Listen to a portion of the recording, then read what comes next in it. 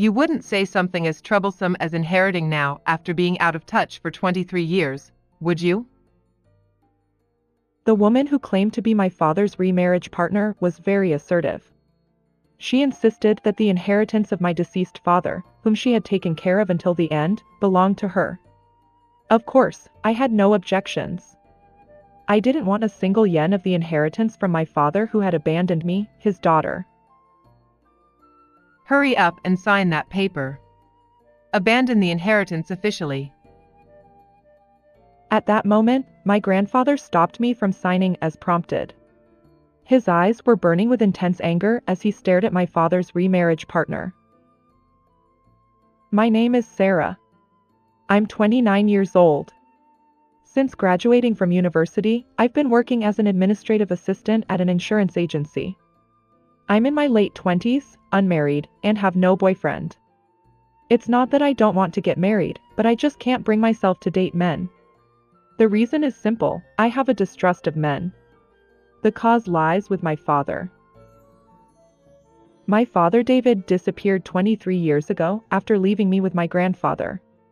The reason was probably my mother's death. My mother died in a traffic accident when I was 5 years old and my father was 35 years old.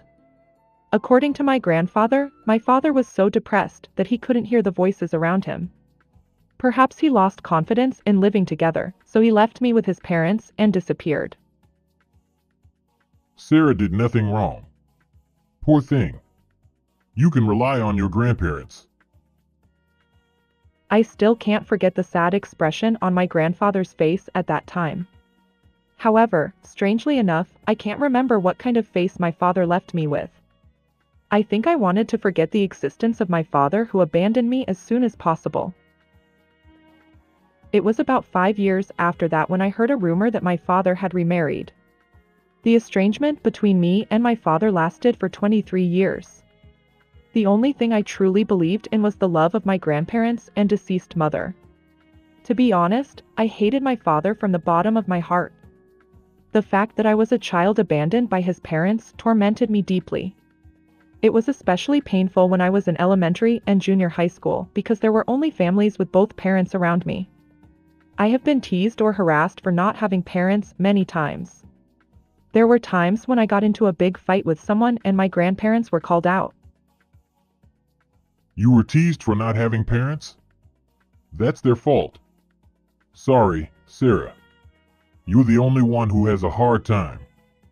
Grandpa and Grandma are always on your side. Even such kind grandparents have been angry with me before. It was because I was much worse at controlling my emotions than now. I still can't forget the self-hatred at that time. Because I felt pathetic and regretted being abandoned, I hated my father even more. There are countless unpleasant things that children do when they don't have parents. Among them, it is particularly easy to understand the feeling of alienation felt on Father's Day or Mother's Day. As part of recreation, there were times when we drew portraits of our parents. There were also classmates who prepared presents happily on their parents' birthdays or wedding anniversaries. At such times, kind classmates left me alone. That kindness made me feel even more painful, but who should I complain to? Gradually, I became more isolated. What was fortunate for me without parents was that the grandparents who took me in were relatively wealthy. My grandfather is a former lawyer and is still relied upon by people in the area even now that he is old. My grandmother is always kind and good at cooking, and she treated me, who had no cuteness, very carefully. You don't have to worry about money. You can do any hobby you want, and if you ever want to go to college, Grandpa and Grandma will help you properly. Instead of directly venting anger at my father, I had all the love of my grandparents as much as I wanted.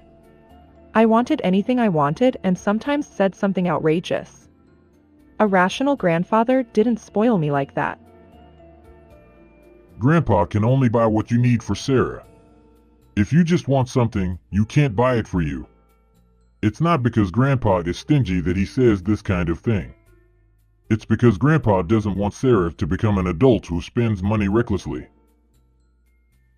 Grandfather is really a solid person. He is really kind, but not always so. He could be very strict at times and wouldn't forgive me for being spoiled. I often felt lonely when I went out with my grandparents. On holidays, when we went shopping at commercial facilities, there were family members everywhere you looked. Children who listened to their whimsical requests. Siblings who get along well by obediently listening to each other's words. Parents and children who enjoy the same game at the game center. Couples who look happily at their healthy children. Even though I had grandparents, there were no parents around me. Commercial facilities were places that confronted me with such reality. Why only me? There were many times when I felt such thoughts. There are many people in the world who live under worse conditions than mine. Although it was understood in my head, there was no way to fill the loneliness or pain unique to myself alone. My grandparents understood well the unbearable pain that I had. One day, my grandfather made me such a proposal. If Sarah really wants to, she can use the foster care system. You can live with a couple of the same age as your real parents as a family. However, my grandfather cut off his words and shed tears. It was the first time I had seen my grandfather cry. Grandpa and Grandma really care about Sarah and love her very much. If you say you're in pain, you have to withdraw. Honestly, even talking about this is painful. But if it's for you. My grandfather couldn't speak until the end. Rather, I didn't let him speak. I'm not going to leave Grandpa and Grandma behind, am I? Don't ever talk about adoption again. My home is here. This place where Grandpa and Grandma are is my place. If I just kept grieving, my grandparents would feel sad too. The time has come for me to face myself firmly. I thought so strongly. I accepted myself as a child abandoned by my parents and still lived positively. Thanks to the abundant love of my grandparents, I had become strong before I knew it. The passing of my grandmother due to illness was 20 years after my father abandoned me. It had been a long time since I had to say goodbye to someone so close. I was extremely sad, but my grandfather was calm and collected. He even had the composure to comfort me.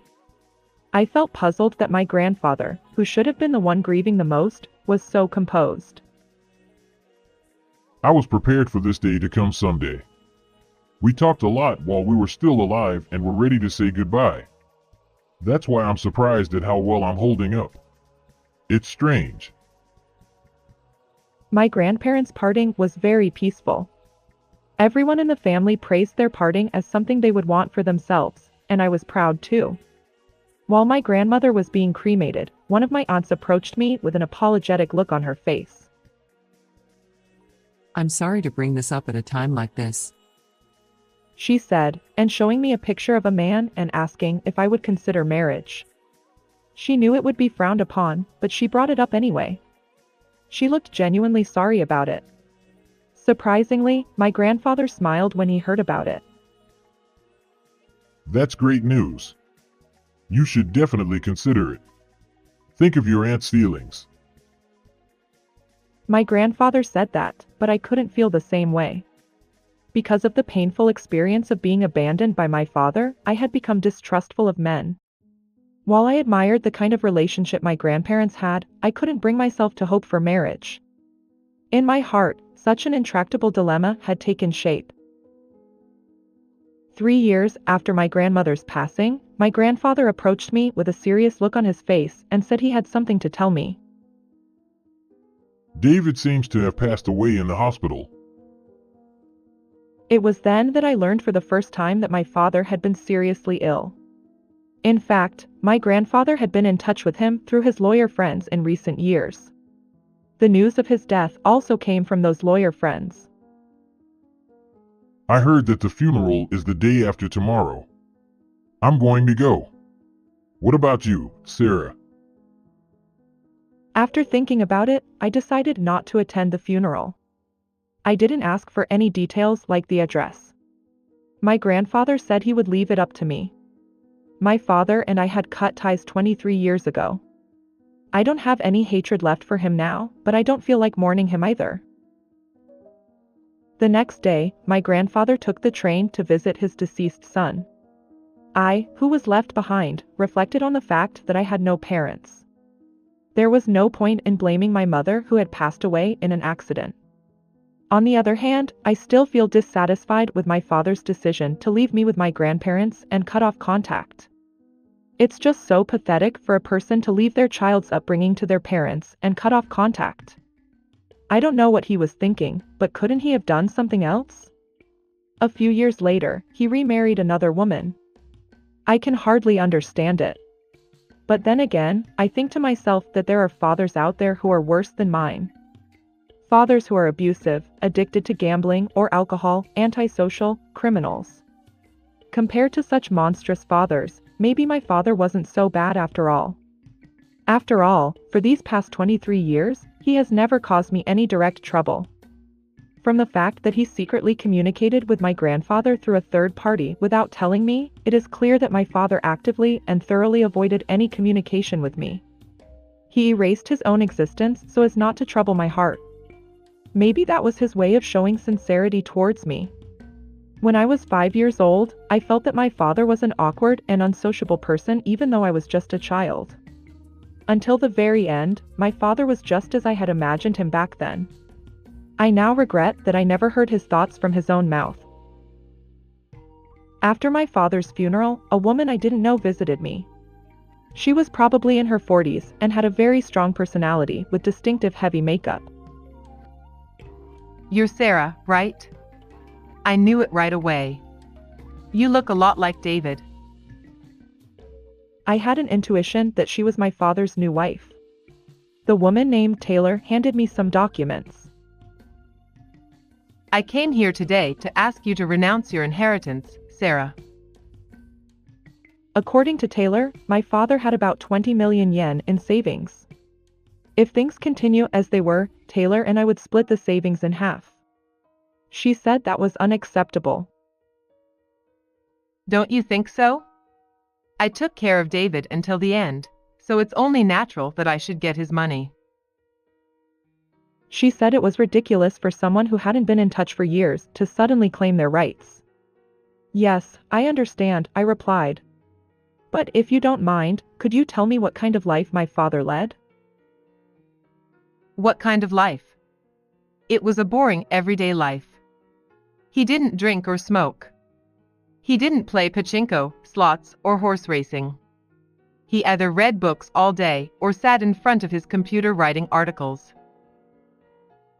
My father worked as a writer and would write anything if asked to do so: internet news, SEO articles, novels, scenarios. Even when he became bedridden due to illness in his later years, he continued writing. I was struck by an unexpected feeling. A self-centered father was suited for a lazy life like that. Although I had thought so somewhere in my heart, I couldn't imagine my father as a stoic writer. At the same time, I was beginning to lose sight of who my father really was. It wasn't an easy feat to accumulate 20 million yen through writing work alone. It wasn't an ordinary effort. Why did someone who could be so devoted to something abandon his duty to raise his daughter? Come on, isn't it enough? Sign it quickly. What's wrong? You haven't been in touch for 23 years, and now you're saying you want to inherit it? Of course, I was going to abandon the inheritance. I don't want anything that someone who abandoned his daughter left behind. What are you doing? Sign that paper quickly. Officially abandon the inheritance. As I was prompted to sign, my grandfather came and stopped me. My grandfather, who faced Taylor head-on, looked angry no matter how you looked at him. How dare you come all the way here so easily? I told you not to come. Father-in-law. Don't be so cold, W. I'm your daughter-in-law, you know? I don't remember recognizing you. And you like David's money more than David himself, don't you? So that's not true. It's just like I said at the funeral. The grudge between my grandfather and Taylor. I had no idea what it was. My grandfather explained it to me as I was bewildered. It's true that David remarried Taylor. David regretted it. Taylor is promiscuous, spends a lot of money, and hardly takes care of her sick husband. So that's why it's a lie. Who said such a thing? The lawyer? Hey, Sarah, just sign it already. Abandon the inheritance.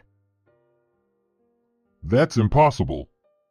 David's will says he will leave all his property to his daughter Sarah. Will. I was as surprised as Taylor. It was the first time I heard about my father's will. My grandfather nodded deeply as he looked into my eyes. Don't worry. The will has not been opened yet. It has to be verified by the court. The reason Grandpa knows the contents of the will is because David read the letter attached to the will. Father's letter. Yes. It's written in that letter. He decided to leave all his property to Sarah. And your infidelity is also written there. There are also photos of evidence. David doesn't want to leave anything to you. Taylor slumped down in disappointment. The words, "There are also photos of evidence," may have had an effect on her.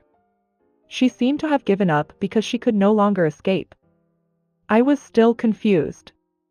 Leaving property to a daughter who was supposed to have been abandoned? For what purpose? My grandfather smiled sadly as he sensed my confusion. I'm sorry for keeping silent for so long, Sarah. Your father didn't hate you and abandon you. He had no choice but to leave you with Grandpa and Grandma because of his illness. Actually, my father had the same illness as my grandmother when he was young. After his wife died in an accident, he seriously thought about it. If he continued to raise his daughter like this, he would eventually become a big burden for her. And that day could come at any time. His daughter might become a so-called young carer. Rather than letting that happen, it would be better to be hated for life and cut off the relationship completely. It was an extremely extreme choice, typical of a clumsy and unsociable father. Knowing everything, I felt indescribable. I was actually loved by my father.